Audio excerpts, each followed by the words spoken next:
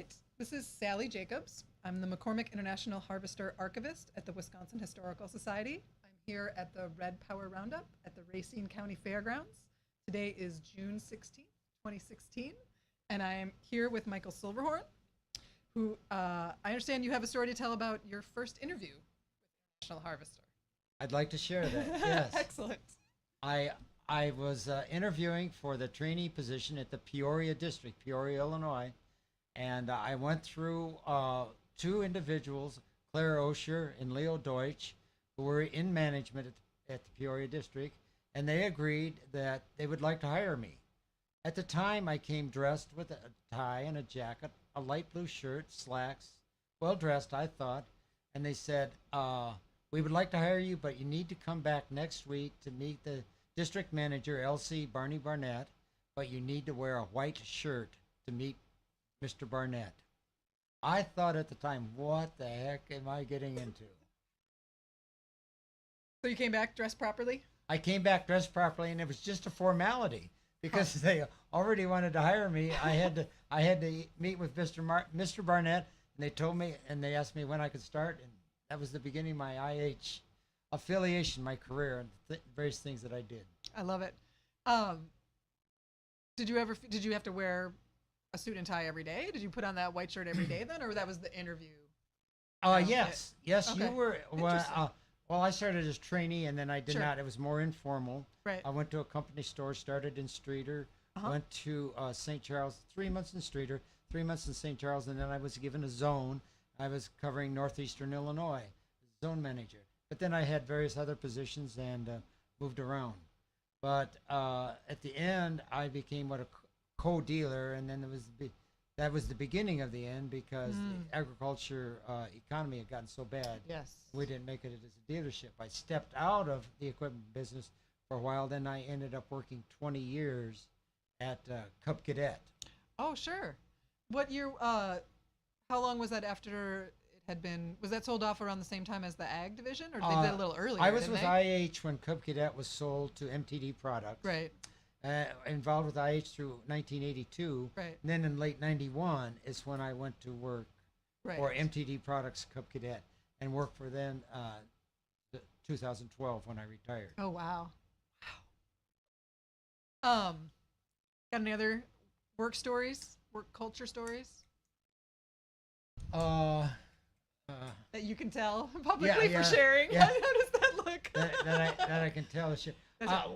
One of the things that I remember, I was involved, I became what was called Parts and Service Merchandising Manager. Okay. And I was involved in helping dealers set up what was back then was SPIM, Service Parts Inventory Management. Oh, sure. And I also got involved when dealers built new facilities.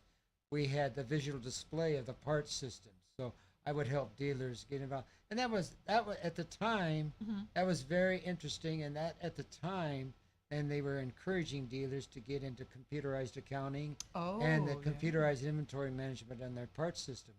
And I enjoyed that. I traveled and did that. That was good. I also was involved in ProAg. They had that system where farmers would be invited in and they would put their farm plan, if you will, on a computer. That was the beginning of that also. And I met a lot of what I would consider top farmers at that time, because I worked with them and went into at that time, the Quad Cities region and worked the ProAg program. So you mean those farmers were sort of cutting edge, like? Yes. Yeah. The program was cutting edge. Yeah. And then they were cutting edge farmers that were involved in it. Because some people say it's difficult to get a farmer to change the way they do things, but I think farmers are also wise enough to see when things need to be changed, and they will go towards something that they think it's going to make it better. They're not going to change it just because it's a different color or someone thinks. Along that vein that you mentioned, all the people that seem to be involved were the young farmers. Oh, that's not uncommon, right? Right. Yeah. Continues today, doesn't it? Sure. And because there is something about saying no to the way the past was, or just being more open to new possibilities. More open to change. Yeah.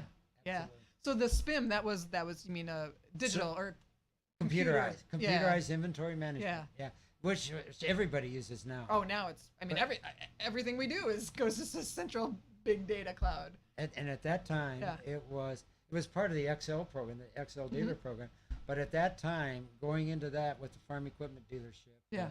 that at time was cutting edge. So, do you still keep in touch with folks who you used to work with? Yes, Yeah. yeah, especially here in the upper Midwest. Nice. And I always come to Red Power Roundup, and we always meet, and I see a lot of the fellows. Oh yes. Just being here as an outsider, not a former employee, you really do feel that kind of family reunion sort of feeling, right? Haven't seen each other for a while. It's That's a good point that you bring up. Yeah. And that went through with the company too. Yeah. You had to admire, looking back now, admire the way IH was with their employees. That's Yeah. my take on it. Yeah, I've heard that from a lot of people actually. Did you find that it was different at Cadet? That's a privately held family company, and very much so. Yeah. Very, very much so. You were, and in my retirement, I speak very highly of the way I was treated at my retirement from. Well, that's nice. It sounds like you kind of won more than once. Right? Got the winning hand. I had to look back to find it, but you're correct. That's one of the gifts of living as long as you get to reassess. Yeah, and you're right. What matters in the long run? Agree, Yeah, yes. sure. I mean, it's work, so it feels like work when you're at work. But yeah, I look back. I look back at fondness with Good. the IH days and the Cub Cadet days. That's fantastic. Well, thanks for coming in and sharing story. We'll be here for the whole show if you have more. If you think of more. I'll send some of my friends in to tell the stories that can be told. Yes. Yeah, yes, that's right. I get it. These are going to be public, so Okay. mind your words. Yes, ma'am.